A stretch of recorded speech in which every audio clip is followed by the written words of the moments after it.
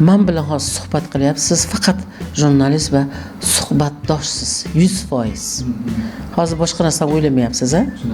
O'shaning uchun muvaffaqiyatli chiqyapti. Pul shundayki, u birovniki bo'lgani uchun, qo'ldan qo'lga o'tuvchi narsa bo'lgani uchun o'shani yaxshi ko'radi, sayohatni yaxshi ko'radi. Erkak kimligini taniyman, odam atoqdan taniyman. Odam atoqimiz bizdan 2000 yil oldin dunyoga kelgan deyiladi rivoyatlarda. Demak, bizdan 2000 yil kattasilar sizlar. Bu yillarning hurmati yo'qmi? Biz odam atoni buyurtmasi asosida dunyoga kelganmiz. Buyurtma qilgan odamning ham hurmatini qilishing kerakmi? Men to'g'ri yashayveray, jamiyat bitta odamni to'g'ri yashasin, siz yashang, 38 million o'zi bilan o'zi yashasin, chiroyli. Bunaqa jamiyat bilasizmi? Qanday jamiyat bo'ladi? Qarang, tasavvur qilyapsizmi qanaqa go'zal. Hozir kishilar shahri o'sha ajdodlari havas qilgan, orzu qilgan. Hozir kishilar shahri quriladi. Assalomu alaykum. Taraflar dasturi O'zbekistonda xizmat ko'rsatgan madaniyat xodimi Farida Afrosning YouTube kanalida davom etmoqda. Xush kelibsiz dasturimizga. Xushvaqt bo'ling. O'tgan gal xayrlashganimizda har bir inson o'z joyida bo'lsa va o'zi biladigan o'sha kasbda mukammallikka harakat qilsa, bundan ortiq o'z aslida baxt yo'q va o'z hayotida to'g'ri yashayotganligini bir belgisi haqida bir chiroyli tushunchalar bilan yakunlagani deydi. Lekin buni davom ettirish kerak bu so'zni. Shuning uchun ham aytamanki, o'sha nechog'lik qo'shilasiz va bu fikr qanchalik to'g'ri edi? Keling, nima 100%lik haqida gaplashamiz-da. Nima degani bu 100%? Toatsiz ibodat yo'qdir deydi. Hazrati Rumiy aytadilarki, jamlangan odam lashkardirsan deydi. Jamlansang lashkardirsan deydi. Demak, lashkarda kuch bo'ladi. Tasavvur qiling-da. Demak, o'sha o'zini jamlagan odam toatdir. Toatli. Toat degani jamlanish degani. O'sha jamlanishsiz ibodat yo'qdir deydi. Tasavvuf dunyosi aytadi. Biz namoz o'qisak, boshimiz peshonamiz sajdada bo'lsa-yu, fikrlari ming xil narsa o'ynaydi. Hammada ham bor bu narsalar. Jamlanish juda ham qiyin bo'ladi. Shunga o'xshagan biz sochilib ketganmiz. Har narsada sochilganmiz. Hech narsa 100% emasmiz.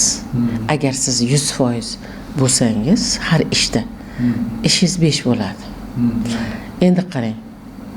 Siz Mironshoh jurnalistsiz. Men bilan hozir suhbat qilyapsiz, siz faqat jurnalist va suhbatdoshsiz, 100%. Hozir boshqa narsa o'ylamayapsiz-a? O'shaning uchun muvaffaqiyatli chiqyapti.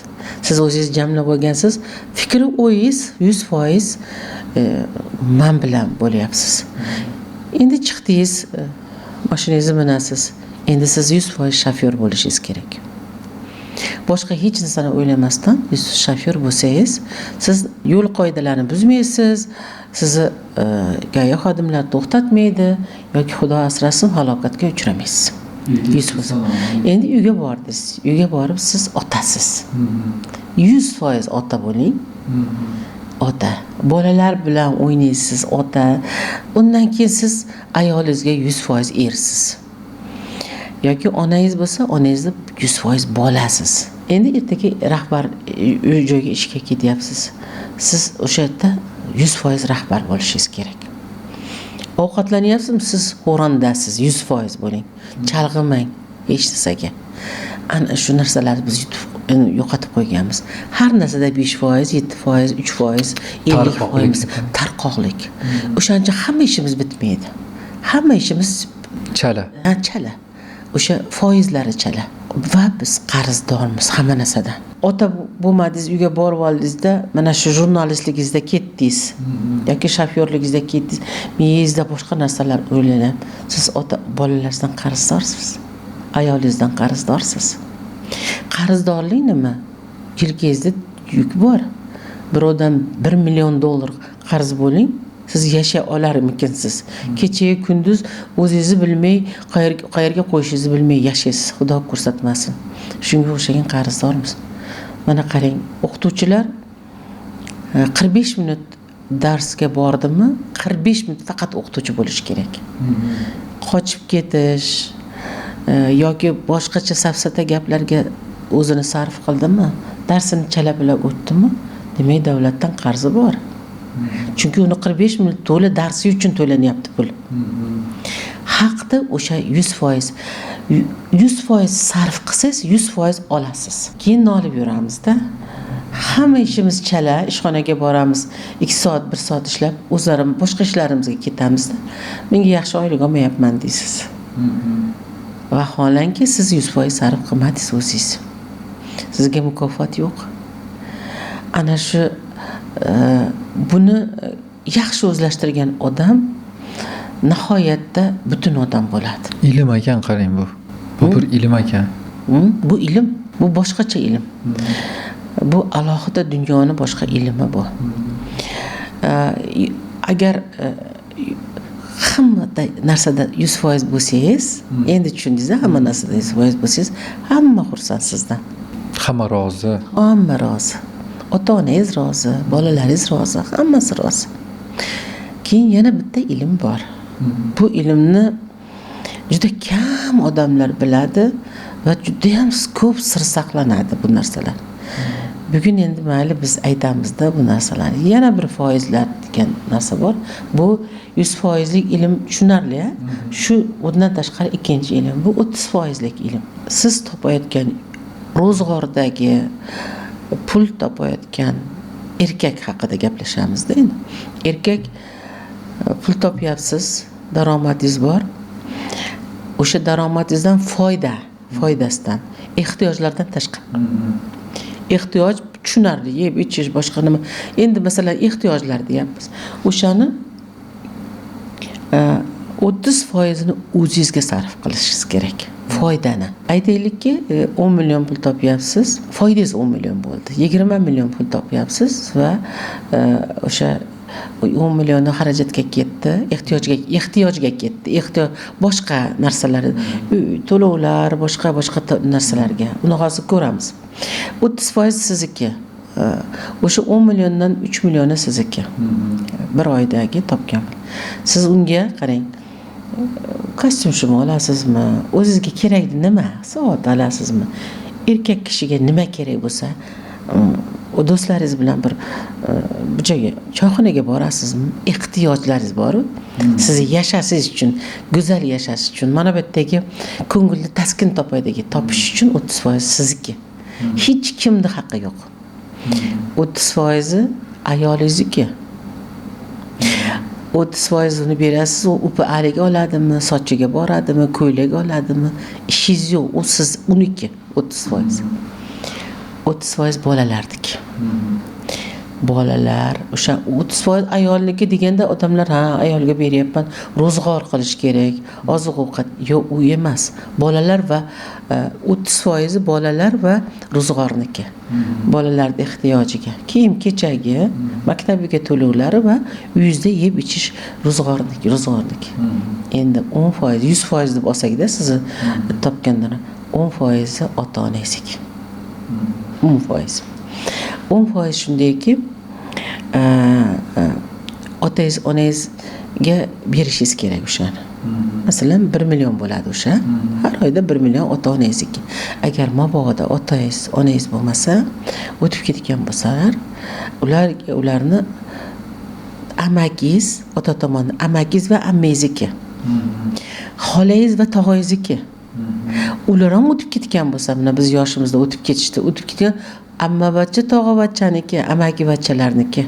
Ular borib sekin xabar olib, uni manatga uni haqlarini 10% qo'yib qo'yasiz. Endi qarangda, bu go'zallik yashashni qarang. Hamma sizdan rozi. O'zingizni ehtiyojingiz bo'lyaptimi? Hech kimga hisobot bermaysiz. Ayolingiz xursand, o'ziga xolasa yig'sin, xolasa yig'masin, xolasa nima qilsa qilsin. Siz mashina oling, boshqa qiling. Bolalar to'q, bolalar kiyingan va avlodlaringiz, ajdodlaringiz sizdan xursand. Mana bu hayotning, go'zal hayotning, tinch hayotning sirri va ilmi. Go'zal. Mana shu narsani chiroyli bajarayotgan odamlar tinch va xotirjam yashaydi. Ko'p narsa kerak emas. Endi hozir bizni ko'rib turganlar ayollar deydi-da, biz topsakchi pulni deydi.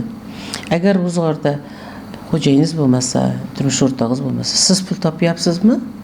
Ro'zg'orda boshqaryapsizmi? Sizga ham foydangiz mana shunga bo'linadi. Hammani rozi qilish uchun. Go'zal bir eng go'zal narsa yoningdagi odamlarning rozichiligi, rozi qilib yashash. Ajoyib. Bugungi til bilan aytganda, kuchim qolmadi, tez charchayapman, mana shunga o'xshagan ko'p gaplar ko'payib ketdi. Energetik qarzdorlikda insonga o'sha yaxshiligi bilan, shirin so'zi bilan u har taraflama bu qadar qarzdorlikka kirib ketishi, Bu muvozanat buzilgan. balans Bu balans buzilishi. Bunda hech kim kasallan bo'lmaydi. Hech kim charchamaydi ham. Hech kim janjal, to'polonlar yoki bir kelishmovchilikni o'zi bo'lmaydi. Erkin bo'ladi hamma. ajoyib jumla bor edi, haqqingni halol qil deganda o'ylardimki faqat o'sha pul bilan bog'liq yoki o'sha rizqi bilan bog'liqdirdimda. Haqqingni halol qil deganda ularga beriladigan o'sha hislarni ham hattoki. Albatta. Sizga tabassum qilyapmanmi? Siz ham marhamat qilib tabassumdan qaytarasiz. Albatta pul bilan emas. Mehr beryapmanmi? Mehr. Sevgi bilan qaytarish. O'sha tuyg'ular eng go'zali bu. Qo'l bilan berib pul berganingizdan ko'ra bu mehr baland, qancha baland turadi-yu. Taningiz qayerda-yu, ruhingiz qayerda? Tan mana yerda sudralib yuribdi, mana oyog'imizdan yerda bosib yuribmiz. Ruhimiz qayerda? Uchib yuribdi. Kerak bo'lsa oyga boradi, boshqa planetaga bora oladi ruhiyatimiz. Ana shu qarzdorlikni his qilish bu cho'kish. Ishingiz yurishmasligi mana shu muvozanatni buzilganida. Mana shu 30% va 100%liklardan. Qarzdorlik qiyofasizlikka olib keladi.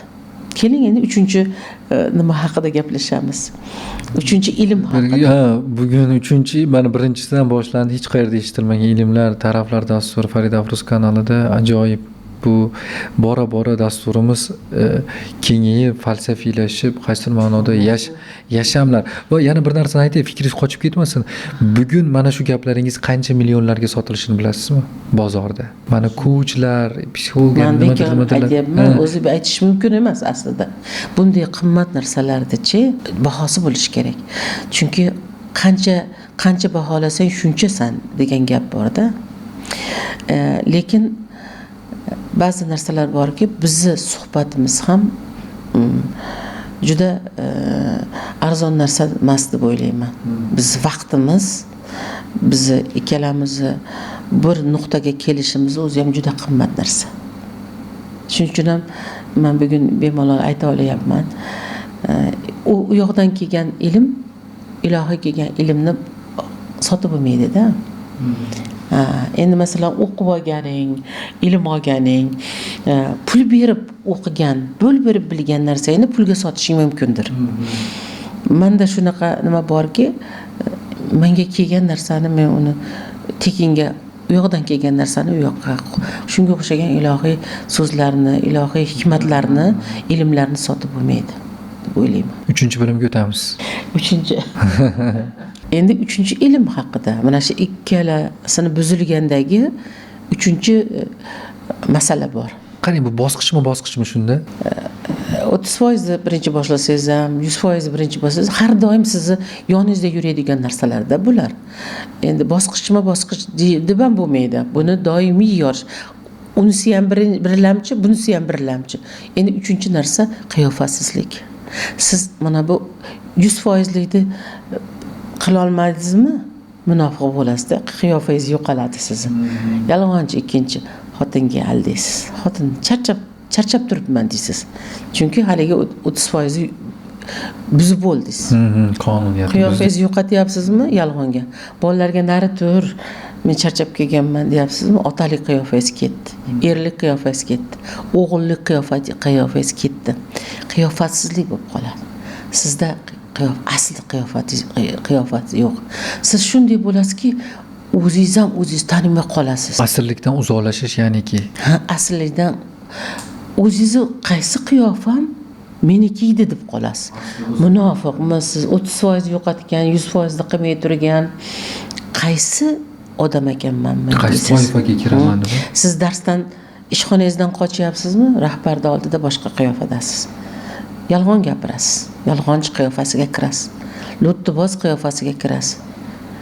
Endi davralar bor, shunday bir muhitlar borki, siz o'sha muhitlarga majbursiz. Qiyofasizlar muhitiga kirishga majbur bo'lib qolasiz. Chunki o'zingizga o'xshagan odamlar izlaysizda. Chunki charchatadi u sizni. Siz qaysi biri bilan qayerga yuzlashishni bilmay qolasiz. Bu fojiani fojiasi. Masalan, men borim shu. Dilim nimani desa, shuni yig'lasa yig'layman, kulsa kulaman. Bor gapni aytaman. Aytmasam hech bo'lmasa ichimda noroziman, jim turaman. Mening qiyofam shu. Munofiqqa qo'shilib ketmayman. O'zim haqimda gapiryapman endi. Menga o'xshagan odamlar juda ham ko'p. Menga o'xshagan odamlar haqida munofiqqa qo'shilib ketmay, yo'q unday bo'lishi mumkin emas deyman. Fikrimni aytaman, ketaman. Ana shu muvozanatlar buzilsa, tarozilar buzilsa, odam qiyofasiz bo'lib qoladi. Sizni kimligingizni o'zingiz tanimaganingizdan keyin bir o'qatdan taniydi uni.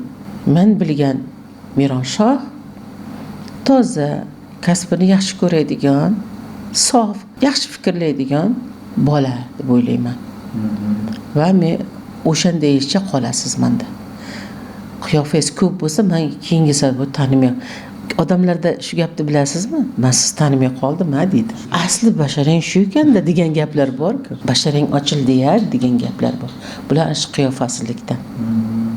Qanday yaxshi bitta odam bo'lib yashashing. Eng zo'r tomoni shundaki, senga o'sha qiyofasini buzmagan odamlar keladi oldinga. Softa sof bilan qaraydi. Soflik bilan ko'radi. Siz o'sha odamni qiyofalarini tanib qoladigan bo'lib qolasizda, o'zingiz sof bo'lganingizdan keyin u sizga darrov ko'rinadi. Endi u odamlarni tuzatib bo'lmaydi. U odamlar mahkum odamlar, hali nochor odamlar, bechora odamlar. Ularni tarbiya qilish, sen unday emas, bundaysan deyishlik bilmayman qanchalik to'g'ri, lekin asli zotiga tortaveradi-yu, o'zi peshonasida taqillamagunicha, lekin bitta yo'li bor, ulardan qochish. Va qarang, soflashgan sari siz atrofingizdagi insonlar o'zlari ham o'sha qulab ketishi, yo'q bo'lib ketishi, saralanib qolishligini ham his qilasizda. Ketadi, hammasi uzoqlashib ketadi. Hech bo'lmaganda o'g'ri bo'lsa ham sizga to'g'ri tomoni bilan keladi.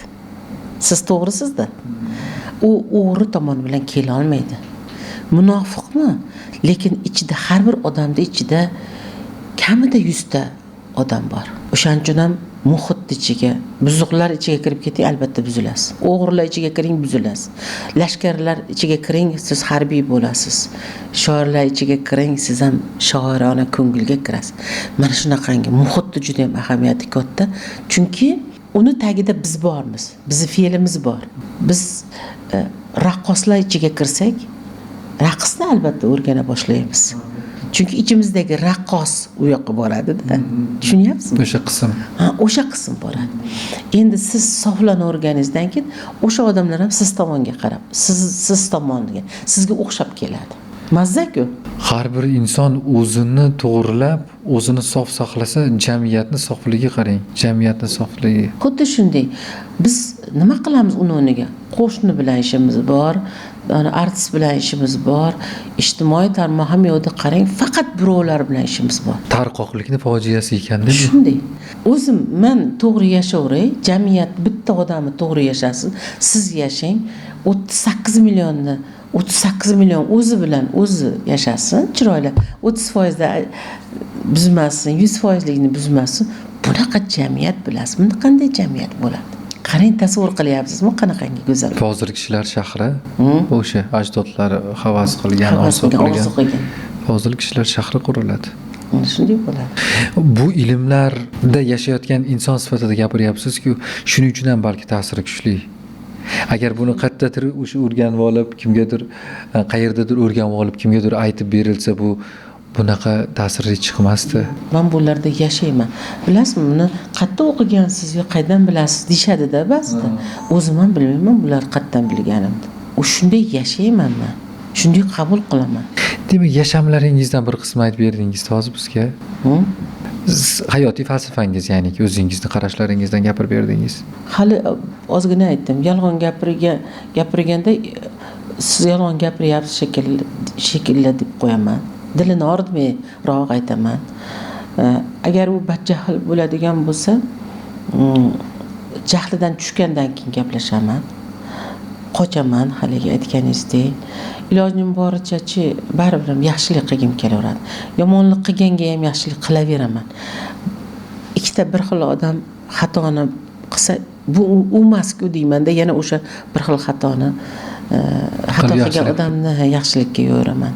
Hamma narsadan yaxshilik topishga harakat qilgan odamchi topar ekan. Mana kasalman, mazam yo'q, kasalman deyurgan odam albatta doktorxonaga borib qoladi. Albatta kasallik topadi. Doktorxonaga borgandan keyin doktor nimadir topadi, dori yozib beradi yoki bo'lmasa borib jarrohlik stoliga yotadi. Bechoraman, kambag'alman, pulim yetmayapti. Albatta pul yetmaydi, qashshoqlikka tortadi. Men borimcha shundayman, borimga shukr qilaman degan odamchi ko'payaveradi. Qalbdagi minnatdorchilik bu qadar chiroyli hayot beradi. Qalb minnatdorchiligi badavlatlikka olib keladi. Badavlatlik nima? Hech kimga hormasligingiz, zormaslik va xohlagan narsangizni usha olishingiz, sotib olishingiz va xohlagan odamingizni birovga bera olishligingiz mana shu badavlatlik. Aslida biz boshqa narsa bilan chalg'ib yuribmiz. Voy, bu uyga yig'ib olib, mashinamiz 10 ta bo'lish, 40 ta uyimiz bo'lishi, bu imkoniyatdan foydalanishlar, bu imtiyozlardan foydalanishlar. Tasavvur qiling-da, bitta konkurs e'lon qilsangiz 1 million pul tiking, necha mingta odam kelar ekan. Shunchaki siz ertaga keling, shu suhbatga deng, hech kim kelmaydi. Kelmasligi mumkin. Garchi u unga foyda, lekin siz unga ozgina imtiyoz bersangiz bo'ldi. Bu imtiyozlik, ochko'zlik, to'ymaslik bu. Lekin bu dunyoning eng yomon narsalardan biri o'sha dayuslarning qatorida turadigan narsa, bu ochko'zlik ham xuddi shunday. To'ymaslik, qoniqmaslik balki. Endi qoniqmaslik bilasizmi? Uni harakatga olib boradi qoniqmaslik. Lekin to'ymaslik bu juda ham yomon narsa. To'ymaslik bu o'zgarmaslik degan bilan barobar. O'zgarmaslik. 3-bosqichni tugatdik. 4-si bormi yoki hozir bugunga yetadimi bu 3ta bosqich? Avvalchini bajarsangiz, keyingisi deysizmi? O'lab ketaveramiz. Nima deysiz? Bugun katta pullarga sotilishi, boshqa bo'lishi, lekin shuncha ilm ichida yurimiz, boshqa qilib yurimiz. Yashamda yurgan odamniki birinchidan boshqacha, ikkinchidan o'sha siz aytgandek badavlat bo'lish uchun yoki xotirjam yashash uchun bugun harakat qilib pul topib yugurib yelamizda, lekin o'sha xotirjamlikka erishishni unutib qo'yib boshqa narsa bilan chalg'ib qolar ekanmizda. Siz aytgan narsalar asli xotirjamlik va hozirgi holatda ham xotirjamlikka olib keladi. Mana hozir xotirjam emasman, qachondir xotirjam bo'laman degan qonuniyat ishlaydi jamiyatda. Lekin bu qonuniyatni bilgan, siz aytgan mana shu bilgan odam hozirdan uni shu xotirjamlikning ichida yashab, shunday. Bir xil odam o'ylaydiki, millioner bo'lsam, keyin qilaman deydi-da. Balon qilardim, piston qilardim. Yoki pulim manamcha nimaga yetsa, hisobi shunga yetsa, falon qilaman, piston qilaman. Otamni hajga olib boraman, onamni. Sen bugunlikda qil, buguningda. Xotirjam bo'lish uchun. Ana shu xotirjamlikning eng go'zal nuqtasi mana shularni qilish. Boyligingizni ma'lum bir nimasini kutmaslik kerak-da, hisobini kutmaslik kerak. O'zi boylik nima, o'zi pul nima? Pul nima? Pul vosita xolos. Bir misol keltiriladi-da. Psixologiyada ham keltiriladi. Siz pul topayotgan odam g'isht tashuvchi odamga o'xshaydi. Siz unday aylanib turib olasizda, sizga g'isht beryapti, bu g'ishtni olib siz uzatasiz va aylana kelaveradi. O'sha g'isht pul, boylik. Aylanaveradi. Siz ehtiyojlar sizga kelganda ehtiyojlarni bajarib olasiz, yana ketkizaverasiz. Berib boraverasiz. Endi tasavvur qiling, o'sha g'ish to'xtab qoldi. Qizg'anchilik qilasiz, ochko'zlik qilyapsiz. Yo'q, mana shunday menda qoladi. Dedingizmi? Endi g'ish taxlashyapti. Bu aylana-ku, konvert-ku. Aylanaveradi, g'ish kelaveradi, bosilaveradi. Sizni g'ish ko'mib qo'yadi. Pul shundayki, u birovniki bo'lgani uchun. qo'ldan qo'lga o'tuvchi narsa bo'lgani uchun o'shani yaxshi ko'radi, sayohatni yaxshi ko'radi. Uyda nega taxlab qo'yganlarni ko'pini kuyib ketadi, o'g'ri urib ketadi, sichqon egalik qiladi yoki mog'orlab ketadi, zax bosib ketadi degan narsalar bor endi. Ana o'shalar xotirjami yo'q. U sandiqdan bu sandiq, bunisidan bunisiga nima qiladi? Yegan ichgani xayoliga nima tatimaydi. Chunki yanada bir narsa turibdi. Bombaga o'xshagan boylik. Uni egalariga berish kerak va yayrash kerak. 30% va 100% qilib. Ajoyib fikr. Umuman boshqa mavzuga qarab ketdik. Qarang, bugungi dasturimiz mana hozirgi dasturimiz, keyingisi mana ijod haqida gaplashgan edik. Hozir to'g'ri yashamlar haqida gaplashyapmiz.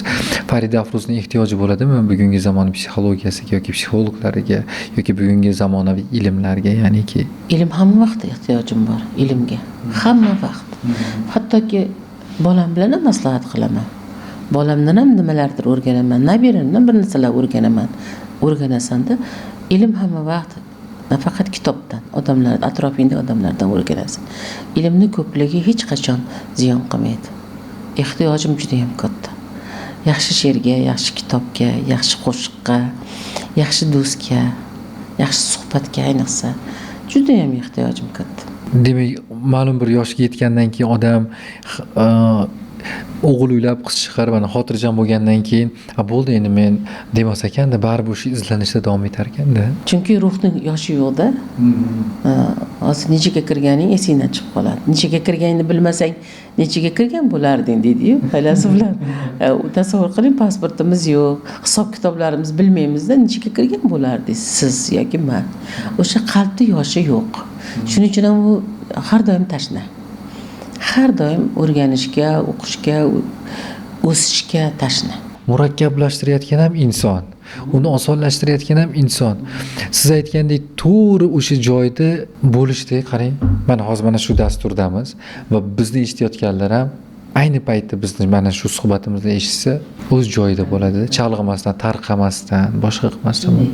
Har bir narsani qulfi va kaliti bo'lgani kabi bugungi suhbatimizni ham mana shunday kaliti bilan ochdik-da. Bu hayotdagi yashayotgan insonning xatolarining kaliti bu. Bilasizmi, xatodan tashqari yomon tomoni borki, gunoh hamda bu. Har bir xatoingiz gunohingiz.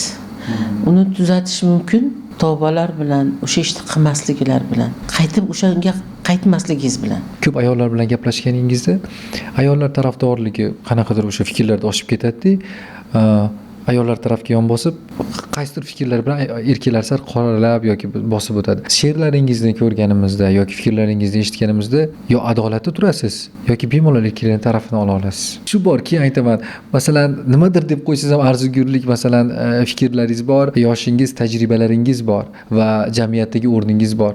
Farida Afruz aytdi, demak, bilmasa gapirmasa degan fikrlar bordi. Ya'ni shuni aytaman, ko'ngliga tegib qo'ymaslik uchun tarafini olishmi yoki rostdan ham Hazrati inson sifatida erkakni ko'rganingiz uchun bu qadar siz menda hech qachon munofiqlik yo'q-da. Shunchaki birovni ko'ni uchun bir narsa demayman. Undan ko'ra indamay ketaman-da, munofiqlik qilmayman. Indamay turaman. Yo ketib boraman. Erkaklar bilasizmi nima? Men erkakni taniyman. Erkak kimligini taniyman. Ayol tanimaganidan janjal qiladi. Tanimagandan yerga uradi. Ayolini ham tanimagan uchun xo'rlaydi erkak. Ayol va erkakni tanish. Ayol ayniqsa erkak ayolni tanishi kerak. Men qattiq taniyman deganim, odam atoqdan taniyman. Odam atoqimiz bizdan 2000 yil oldin dunyoga kelgan deyiladi rivoyatlarda. Demak, bizdan 2000 yil kattasizlar sizlar. Bu yillarning hurmati yo'qmi? Tajribalarni deng. Uning ustiga erkak bizni so'rab olgan. Biz zakazma odam, ayolmiz. Buyurtma asosida, ya'ni odam atoni talabiga ko'ra. Biz odam atoni buyurtmasi asosida dunyoga kelganmiz. Buyurtma qilgan odamni ham hurmatini qilishing kerakmi? Qilish kerak. Keyin ular og'ir, vazmini yer kabi. Chunki ularni tanasi yerdan olingan erkak kishini. Shuning uchun ham vazmin ular. Shuning uchun ham bag'ri keng, shuning uchun ham ular ekkan joyida bir narsa o'sib chiqadi. Shunga yaralgan. Erkak tanishimni ko'ryapsizmi? Qanaqa? Zamin bilan bog'ladingiz. Zamin, chunki u shunday. Ayolni ruhiyati erkakni qovurg'asidan olingan. Biz tuproqdan bo'lganimiz yo'q deb hazillashamanda. Biz tuproq emasmiz. Shuning uchun ham bizni ismimiz o'sha Mama Havvo deb qo'yilgan. Havo o'sha havo. Bizni lov etib yonishlarimiz havodan, darrov yig'lashlarimiz yomg'irdan, arazlab tuntayib olishlarimiz bulutdan, quyoshdek kulishlarimiz, ular hammasi yayrab ketishlarimiz, chaqmoqda chaqnashlarimiz, ular hammasi havoda. Havoda nima mujassamki, bizda mujassam. Mama Havodan meros bizga. Ko'hna. Ha, endi u erkak bizni ey Allohim deyapti-da, erkak aytadiki, Allohim, butun dunyoni men uchun yaratding, menga tobe qilding. Lekin mana bu yerimda nima borki, lovullab yonyapti. Va shunga bir malham topgin deganda, ayolni shuning uchun shunday bir narsa menga o'xshagan bir narsa yaratginki, men taskin olay va hech qachon zerikmaydigan. Ana shu zerikmaydigan joyida battar bo'lsin erkaklar. Biz zeriktirmaslik uchun har ish qilamiz. Urushamiz, janjal qilamiz, arazlaymiz, o'yinga tushib beramiz, ovqat qilib beramiz, nimadir qilamiz. Ayolni, erkakni zeriktirmasligimiz kerak. Biz o'zimiz baribir bilib bilmay qilgan ishlarimiz ko'p ayollar. U aslida erkakni ovutish uchun, erkakni o'zingga qaratish uchun qilinadi u narsalar. Ana shuni tanisin erkak. Ana ayolni tanib olgan deydi. Bir she'rim bor. Qaniydi bu porsolar tanisaydi, Allohdan keyin ayolni. Ayolga vazifa juda ham ko'p yuklangan. Erkakka nisbatan. Erkak tuproqsan, ekkan joyini gullatasan degan. Shuning uchun ular ekib yuradi. Har joyda ekadi va gullab ketaveradi. Ayolga aytadiki, ana shu erkakni gullatasan deydi. Ayolga vazifa. Biz ayollarimiz rashklarimiz ko'pligi, ortiqligi ham, fidoyiligimiz ko'pligi ham, hali aytgan jasoratni ko'pligi ham o'sha erkakka bo'lgan xizmatimiz uchun qilamiz. Erkakka bo'lgan vazifamiz, e'tiborimiz kuchliligi uchun qilamiz bu narsalarni. Ta'na aralashtirgan xalq. Erkakni bag'ri keng hamma sig'ib ketaveradi. Ayolga u narsa emas, faqat erkak kerak. Eri kerak. Tor oladi. Chunki vazifa shunday. Ilohiy vazifa. Insonlar, ilohiy vazifamizni tushunaylik, erkak kim, ayol kim va vazifalar, missiyalarimiz nimaligimizni tanib olaylik. O'shaning uchun men adolatda turaman. Hali aytdingiz, adolatda turasiz erkaklar. Erkaklar tarafida ko'proq turganim, bizni hattoki o'sha sochimizga turmaklaydigan bir turmagimiz qiladigan bir jig'amizni ham broshka jig'a deydi, o'zbekchasiga jig'a. O'sha jig'amizni ham erkak kishi o'ylab topadi. Unga ixtiro berilgan. Yaratuvchanlik berilgan. Shuning uchun ham ularni qanday yaxshi ko'rib bo'lmaydi. Erkaksiz biz hech kim emas. Hech kimmiz. Erkak shuning uchun ham ayolsiz yasha olmaydi. Men hazillashamanki, ayollar o'zi bo'lsa hazillashaman. Ayollar havo berib turinglar erkaklaringga. Bo'lmasa ko'chaga havolanib chiqib ketadi. Havo izlab deyman-da. U ham tabiiy narsa ko'chaga. Sen uyda havo bermadingmi? Mana havolik qilmadingmi? U ko'chaga chiqib ketadi. Boshqa havo izlaydi. Men bir narsani tushunganman. Xuddi o'sha ayolni erkakni taniganingiz singari bugun nimaga o'sha sharhlarda yig'lab yozayotganlarini tuyg'ulargacha nomini bilasiz va aniq ismini bilib tanib olgansiz. Shuning uchun ham ular qatorma-qator terilib turadi va ularni ism chaqirib qog'ozga tushirishingiz borligini bilib qoldim. Biz bugun siz-u odam-ado bilan Mama Havo ko'hna tarix, masalan, moziga bordingiz, azalga bordingiz. Biz bugun tuyg'ularimizni tanimaslikdan charchayotganligimni sezib qoldim. Hislarimni tanimayotganligimdan va bu qadar nomsiz tuyg'ularga olam to'lib ketganligi, dunyo to'lib ketganligini his qilyapman, gaplashyapman. Balki meni atrofimda shunaqalar ko'pdir. Shuning uchun shuni aytayotgandirman. Ya'ni tuyg'uni nomini bilmaganlar, tuyg'uni nom bilmaydiganlar bilanda, so'qirlar bilandir qaysidir Masalan, oyna dedik-ku. xuddi shunaqa. Munosabatimiz oyna. Judayam og'riqlik va shu bilan birga bu qadar yengil bir yo'l ochildi, ishonasizmi? Bugun taraflari har safar o'zi aytardim, niyatim ketgan ekan, taraflar umuman ochilmagan tarafiga qarab Farida Afruz bilan yuramiz dirdimda. Bu taraflarda 4 ta taraf bor dirdimda, aslida. Bilgan odamga bir tomon qibla, bilmaganga 4 taraf qibla deydi. Ulug'larimiz. Bu shu qadar keng dunyo. Shu qadar go'zal dunyo. Murakkab qilsiz, murakkab yashaysiz. Yengil bo'lsa yengil. Bu yerda o'tgan gaplarimizda aytganman. Bu yerda barometr bor. Barometr deyishim mumkin. Yoki bu yerda qalb borda, Alloh bor. U nimadan xafa bo'lsa, o'sha gunoh. Nimadan quvnasa, o'sha savob. Oson yashash mumkin. Juda ham oson. Murakkab oyna yana o'sha ilmni bittasi o'sha. Sizga kimdir yomon odam keldimi, yuragi siqiladi. Bilingki siz o'shasiz. Sizni ko'rsatadi xolos oyna. Oyna sizni ko'rsatadi. Demak, bugun men Farida Afruzman, Farida Afruz Mironshoh degandek gap. Shunday. Bugun o'zingizni topyapsiz. Sizga kerak narsalar bo'ladi. Gapiryapman men. Men bilganimdan emas, bu gaplar siz uchun ketyapti. Tomoshabinlar uchun ketyapti. Ba'zida shunaqa gaplar gaplashib o'tirganimizda ko'p do'stlarim bor, shogirdlar bor. Bunaqa suhbatlarni qilib turamiz. O'shanda intilib kelganlar. Voy, shu gaplarni qizim ham eshitsin deydi-da. Qizi u yoqda bo'ladi. Aytaman, chaqiradi. Chaqirsa ham birpas o'tirgandan keyin nimadir qo'ng'iroq bunisi bo'ladi, chiqib ketadi. Voy, chiqmagin, eshit deydi. Aytaman, o'z holiga qo'ying. Chunki bundan ortig'ini eshita olmaydi. Uni idishi shuni oladi xolos. Benasib. Hozir bizni eshitib turganlar boshqa kanalga olib tashladimi? Demak, u benasib. Bizda emas ayb. U benasib. Bu gaplarni unga munosib ko'rmayapti Alloh. Bu ochilishlarni, bu ilmlarni, bu rohatlarni Alloh rivoyatini ko'rmayapti.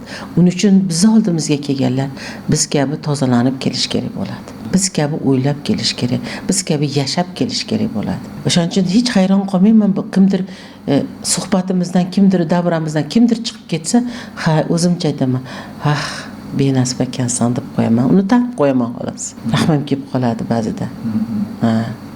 Hali vaqt bor ekan deyman. Vaqt soati ham yetilishi kerak. Tutumlarimizni, bizni o'sha hayotimizni yashab o'tish kerak, keyin kelish kerak. Ichida savol tug'ilishi kerak. Sizda savollaringiz bor uchun men gapiryapman.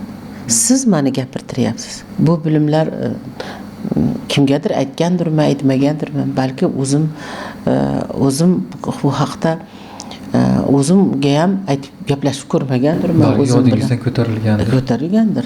O'zim bilan da hatto gaplashmagandirman. Bu sizning ehtiyojingiz bo'lgancha men gapiraman. Agar men sevgim kelsa-chi, o'sha sevib keladi o'sha odam oldimga. U men uchun, meni ehtiyojim uchun keladi suhbatdoshingiz. Bilingki, kim keldi sizni oldingizga, sizni ehtiyojingiz uchun keladi. Kimdir pul so'rab keldimi, sizda o'shancha pul borligi uchun keladi. Sizda o'shani chiqarib yuborish ehtiyojingiz bor. Albatta yo'q, unday emas, uni berish kerak bo'ladi. Chunki o'shani o'rniga juda ham katta boylik yoki juda katta oqim kelayotgan bo'ladi, yaxshilik kelayotgan bo'ladi. Sizning qo'llaringiz band. Bizni tozalash uchun kelar ekan, ya'ni tozalash uchun keladi. Sizga kelgan har bir odam sizni tozalaydi va sizning ehtiyojlaringizni qondirish uchun keladi. Juda ko'pchilik eshitaman. Yaxshilik qilib hech yaxshilik olmadimi degan o'kinishlar bor. O'sha odamdan kutadi-da. Yaxshilik qilgan odamdan yaxshilik qaytadi deb kutadi. Sen u ko'zingni, o'sha nigohingni atrofingga qarat, boshqa odamdan yog'ilib keladi-ku. Men birovga qilgan yaxshiliklarimdan sizdan qaytyapti. Yoki falonchadan qaytadi. Siz mutlaq o'ylamagan joyingizdan keladi. Birini qilsangiz 10 darajada keladi, 1000 keladi. Faqat biz o'sha odamga ko'zimizni, rakusimizni, o'sha nigohimizni o'shanga tikib olamiz. O'sha men yaxshilik qildim, qaytarish kerak. Sen atrofida ko'ra olsang, keyin yaxshiliklarni ko'ra olasizda. Keyin mazza qilib hammaga yaxshilik, xohlagan odamga yaxshilik qilib ketaverasiz. Bir kitob o'qigan edim. U odam ko'cha odami bo'ladi. Bir san'atkorga pul beryapti-da. Yonidagi do'sti yonida yurgani qo'lini shunday ushlab qoladi. Beravermang ha deb. Hozir berdingiz-ku, juda ham katta pul beradi. Hozir berdingiz-ku endi deb iltimos deb yonidagi do'sti shunday qo'lini ushlaganda, yonida pistoleti bo'ladi, peshonasidan otib yuboradi o'sha do'stini. Vaholanki u ehtiyot qilyapti emas. Sen mening dushmanim ekansan. Mendan bu yoqdan beryapman, bu yoqdan oqib kelyapti-ku. deb ana shunday narsalar borda, to'siq to'siqni o'zimiz qo'yib qo'yamiz ba'zida. Qizg'anchiqligimiz bilan, torligimiz bilan qo'yamiz. Boshqa yaxshilikning yo'lini ochishimiz uchun albatta eshikni, bunday panjarani eshigini ochib qo'yish kerakmi kimdir kirish uchun? Mana bu gapni ma'nosi kengaydi va mana shu so'zni ma'nosi men uchun bir ochilgandek bo'ldida. Qismi yaxshilik qil suvga oqiz, bilsa baliq biladi, bilmasa xoliq biladi. Qilgan yaxshiliklaringni kutma yoki undan umidvor bo'lma. Xalqimiz nihoyatda dono. Bizni xalq bitta maqolimizni 10 ta kitob qilib Yevropa yozyapti. Biz bitta maqolimiz. Biz maqollar nimalar? Bu tafakkurni yillar davomida tajribalarimizni, yashab o'tgan yashamlarimizni qaymog'i. Oldingilar juda ham kamida 10 ta, 20 ta yoki 100 ta maqolni bilardi. Bularimiz maqolsiz gap bo'lmas edi bizda. Gapni lo'ndasini gapirib qo'yardi. Biz hozir maqollardan ham qochib ketdik. Bular o'sha hali ishora bu. Ko'p gap tushuntirib o'tirmaydi. Yaxshilik qilsang unday qil, bunday qil demaydi. Yaxshilik suvga ot, baliq bilan. Baliq bilmasa xoliq bilan. Albatta. Shuni lo'nda gapirib o'rgangan xalqimiz. Kitobsizlik mana shunga olib keladi. Ilmsizlik, kitobsizlik, o'zini zabonini unutish qarang, nimaga olib kelishini. Halokatga. Yaqinda onamning uyiga bordimda. Ikkita ukam, ikkita kelin bilan turadi onam. Ona ota-o'g'lim shunaqa bir go'zal, chiroyli kiyim va o'sha anhor bo'yiga yalpizlar yoki o'sha rayhonlar ekardi-da onam. Va o'sha joyga ukam uy qurib, o'sha hovli bir qismi ajratilibdi. Bir chet ajratilgandi. Keyin qarab o'tirdimda aytdimki, oning rayhonlar ekib tor uyini kengaytirar ekan, kelin kelib devor qurib toraytirar ekan deb yozib onamga yubordim. Yo'lda keladi, shu keldi-da, onam yig'lab buni eshitibdi. Hozir gaplaringizni eshitib aytayapman. Bu o'sha yillar davomida to'pilgan tajribalar yoki kuzatuvlar natijasida ikki og'iz narsa yozdim. Endiki yozishni masalan endi boshlayotgandirman. Bu balki menga ta'sir qilgandir. O'zim shuni ichida borligim uchun boshqa odamga ta'sir qilmas. Xalqimiz qarang, butun o'sha adabiyotini yoki o'sha so'zini ming yillardan beri o'sha qisqa bir satrlarga, so'zlarga joylagan, og'riqlarni joylaganda qarang. Xalqimiz shunday dono. Bizning xalq kechirgan kunlarni bilasizmi, donolik qayerdan paydo bo'ladi? O'sish qayerdan bo'ladi?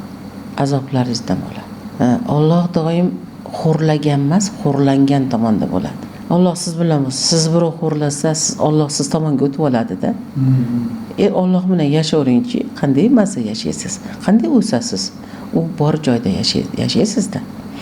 O'shaning uchun har bir yiqilishlar, har bir muvaffaqiyatsizlik sizni bitta pog'onaga ko'tarish bo'ladi. Hali aytganimizga kimgadir yaxshilik qilyapsiz, undan qaytmayapti, boshqadan qaytyapti. Boshqadan qaytgancha sizni yuqoriga ko'tarib qo'yapti.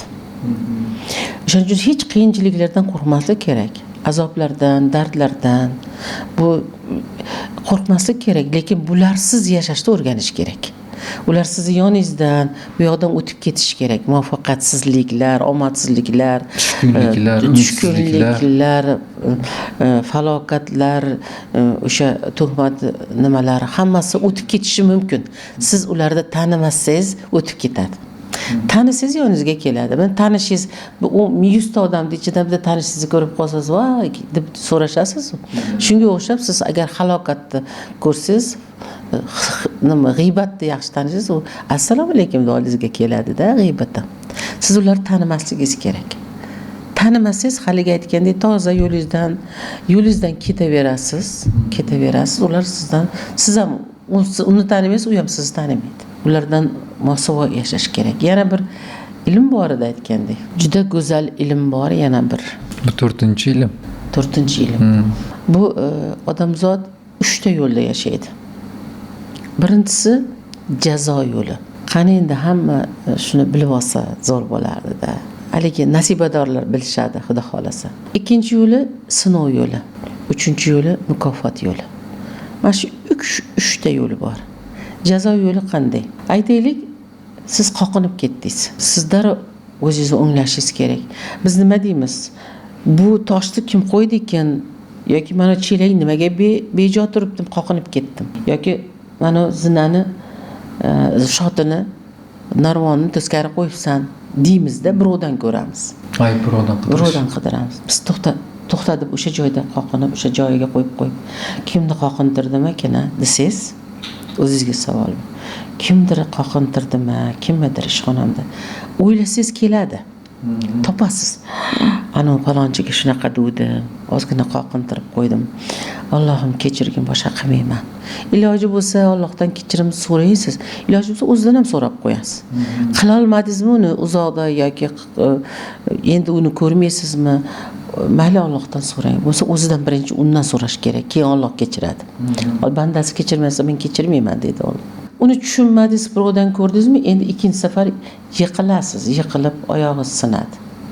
Yana birovdan ko'rasiz. Davom ettiraverasiz.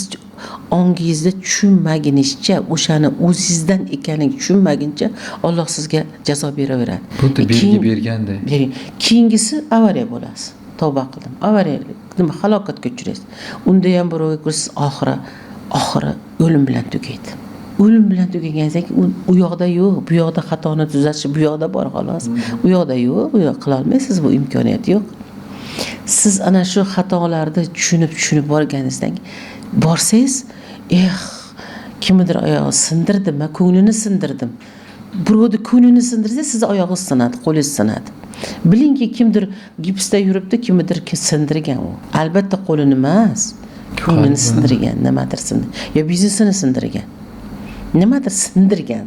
Sindirish degan narsa bo'lgan. Keyin sizdan o'sha jazo olib tashlanadi.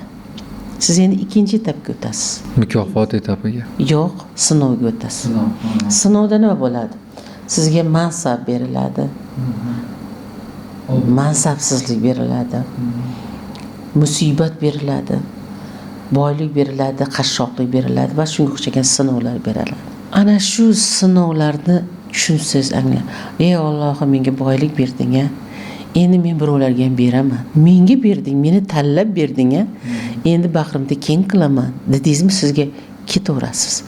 Yoki musibat berdi, siz bir ishdan yiqildingiz, ishdan ketdingiz. Siz uni musibat deb qabul qildingiz. Uni tushunmaganingizdan keyin sizga eng yaqinlaringiz o'limi bilan musibat beradi. Tushunmayapsiz-ku siz. Og'irroq sinovlar kelaveradi. Siz uni tushunsangiz, Allohim, rahmat senga. Shu menga o'g'il berding, qiz berding, to'y qilyapman boshqa. Tushundingizmi, sizdan sinov ham olib tashlanadi. Endi faqat mukofot qoladi. Har narsa mukofot. Yaxshi gap ham mukofot, yaxshi kiyim ham mukofot. Ishonasiz, men 10 yillardan ko'p bo'lib ketdik bu hikmatni, bu ilmni tushunganimdan keyin men biror narsani pulimga sotib olmayman. Bu hilarim ham, kiygan kiyimlarim ham, atrofimdagi yaxshi do'stlarim ham hammasiz yaxshi ko'raman deydi. Quchoqlashay turib kitobingizni o'qiyman deydi. Yoki she'ringiz kitobingiz bu yastog'im tagida turadi. Yoki aytadiki, otam sizni yaxshi ko'radi, onam yaxshi ko'radi deydi. Mukofotmi bu ham? Menga mukofot. O'ylagan narsa mana shu juda chiroyli rangli ko'ylak ekan, siz ishonasizmi, 3 kunga bormaydi. Kimdir sovg'a qilib olib keladi. O'g'limdir, qizimdir, do'stimdir, bilmayman. Yo alhazar deyman-da, o'ylasam bo'ldi o'sha narsani. Sizdan o'shalar olib tashlanadi. Endi ularda kaliti bor. Bilasizmi? Birinchisini formulasida kaliti deylik. Birinchi jazoni tavba bilan. Tavba qilasiz-ku. voy birovni sindirdim. Ari chaqdimi, kimnidir chaqib olgansizda siz. Chaqib oldingiz. Shuning uchun ari chaqadi. Chumoli chaqdimi, chivin chaqdimi, chuvunchalik siz bironta odam nima qilgandir. Mana chivinzorga boramiz, ba'zi yerda suvni bo'yida boshqa. Ishonsiz birorta chivin meni chaqmaydi. Yonimdagilar chaqaveradi-da. Chivin chaqmaydi meni. Keyin aytamanki, chivin meni chaqayapti, siz ham chaqsin deb haliga ba'zi hazillashishadi-da. Nima siz chaqmayapti deydi. Siz ham chaqmangda birovlar deb qo'yaman, hazillashib aytib qo'yaman. Ana shu tavba bilan. Ikkinchi sinovni kaliti sabr bilan. Sabr bilan. Boylikka ham sabr qilyapsiz, musibatga ham hammasiga sabr qilyapsiz-da. Xudoga shukr, sabr qilyapsiz. Mukofotga shukr bilan. Ana ilm. 3 ta narsa bilan. Tavba, sabr va shukr bilan erishasiz. Hali 30%, 100% va bu bilim ham shunday. Bu ham ilm. Mana shular bilan siz 3 ta yo'lni toza yashaysiz. Faqat mukofotlar bilan yashaysiz. Jannatdan bir chimdim qilib tashladingiz bu dunyoni. Ishonasizmi? Fikrlaringiz bilan ajoyib ko'rina boshladi. Bu dunyo jannatmi nimasi? Ko'rinishi bu. Fikrlaringiz bilan jannatdan bir chimdim qildingiz bu dunyoni va aytdingiz bu dunyo jannatning bir muqobili bir ko'rinishi dedingiz. Taraflar dasturini to'rt tarafini juda bir go'zal olam bilan burkagan, juda bir go'zalga yo'l ochgan qalb qo'shnisi Farida Afruz bo'ldi. Xush kelibsiz. Salomat bo'ling. Xushvaqt bo'ling.